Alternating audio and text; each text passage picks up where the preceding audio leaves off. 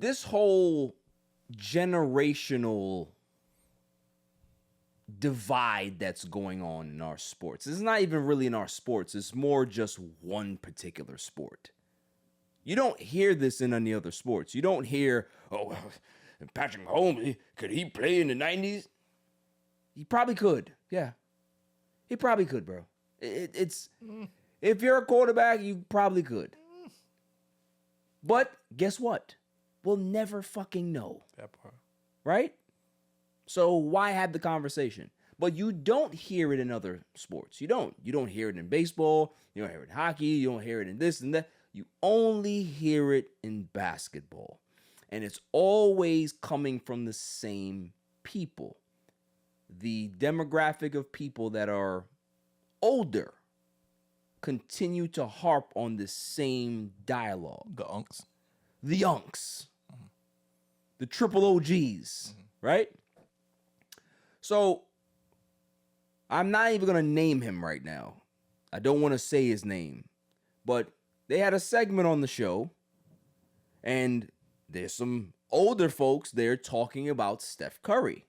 Saying that Steph Curry wouldn't score 17 points back in the 80s. Crazy. Or the 90s or 70s, right? And this person that has a show that's on a big network, and I refuse to say his name because I will call him Jig One. That's going to be his name from now on. Jig One said, oh, the 17 points is a little bit much. I think the person was a little bit medicated if he thinks that, but yeah, I kind of agree that, the physicality of the sport and all of this other stuff, and they get into this diatribe about this hypothetical situation that, why are we talking about this now?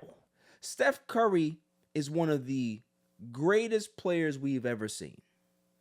He revolutionized the game of basketball. People don't want to be Michael Jordan anymore. They don't want to be LeBron. They probably still want to be like Kobe, I guess, some people. But most kids growing up now want to be Steph Curry.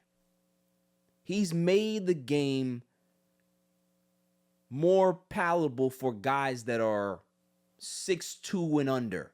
Guys that can be able to shoot and extend their careers and become superstars. He opened that door for those people. Did he hurt the game, in my opinion, in regards to too many threes? That can be argued. But there's one of one. There's never going to be another Steph Curry, in my opinion. A guy that's the best shooter, the best sharpshooter we've ever seen this game have. It's not even debatable at this point. So the guy had a great game the other night. I think he hit 11 threes or 12 threes or whatever it was. 50 points. Got more 50-point games than LeBron. He has his Warriors in good shape in regards to moving up the standings. I think they're number 5 right now. So they're doing exactly what they have to do. And Steph has woken up and he has led this team. And he's doing what he has to do to push this team to the playoffs and get a locked-in top 6 seed. Shouts to Steph. Why are we not talking about that? Why are we talking about something that's hypothetical and doesn't matter? Yes, hand up, please. Hate. That's exactly what it is. I think that the older generation, no disrespect to them, but there's a bit of bitterness that I think resides in them because they played in an era where physicality was really, really rampant. The money wasn't there. The notoriety wasn't there. The popularity wasn't there. Some of these guys had to have other jobs back in the 60s and 70s and play basketball. They didn't have the nutritionists. They didn't have the facilities to be able to extend their career. So they played 12, 11, 10, 10, 11, 12 hard years of basketball, and then your body gives out, and then that's it. While you see guys like Steph Curry that continue to get better and continue to be able to extend their careers, age 36, age 37, age 38, 30. They're just continuing to be able to get a lot more mileage out of their careers. And I do believe that there's a portion of this, of the old guard, there's not everybody, but there's a portion of the old guard that is very, very spiteful and jealous of that. Why you would have to say that, oh, well, he couldn't play with us. You couldn't play with him either. So let's have that discussion. The guys that were not athletic, didn't have great jump shots, there was no three-point line back in those days, could you actually play today? Could you actually play defense today without actually hand checking and fouling? Could you be able to move through screens and stagger screens and all these stuff to be able to get to guys and try to defend? Could you be able to hedge and try to stop a guy from going to the lane, being how athletic these guys are, how fast they are, how strong they are, how much they can be able to jump over you? All of these things have to be put into context, but all we keep hearing is, well, Wilt Chamberlain and Bill Russell and Kareem Abdul-Jabbar, like, these guys are not playing anymore. So either let them go and stop chasing and have these new guys chase these ghosts. Remember I talked about this last week, right? Chasing ghosts is a real thing in this basketball space. Is that we constantly are talking about these ex-players, these old eras. This team, can this team go against this team? Can the 2015 Golden State Warriors or 16 Warriors can go against the 72-10 Bulls? Like, who cares? Appreciate the team that's in front of you. Stop going backwards. I just don't understand. You can be able to use history as a context, as some, try to get an understanding of what's happening now, but to continue to harp on it and belittle these players now and try to sully their legacies for what? Steph's a great player. I don't care if he could have played in the 80s. I don't care. It doesn't matter to me. As a basketball fan, I don't care. As much as I love a guy like Barry Bonds and Ken Griffey Jr., they're not playing baseball anymore. I got to appreciate guys like Shohei Ohtani. I got to appreciate guys like Juan Soto. I got to appreciate those guys now. Those numbers still hold up. They have their historical context. When those new players get to those numbers, you can now have a conversation. But why does it have to be this belittling concept? I'm done with it. Why are we not talking about the playoffs? Why are we not talking about the MVP race? Why are we not talking about most improved player? Why are we not talking about these things that are important? You taking an entire segment on your show to discuss if a player could play in another era? That's dumb. It's the dumbest conversation that I've ever seen. That's barbershop talk. That's not what I want to hear on radio. That's not what you want to hear from me. And you're not getting it here.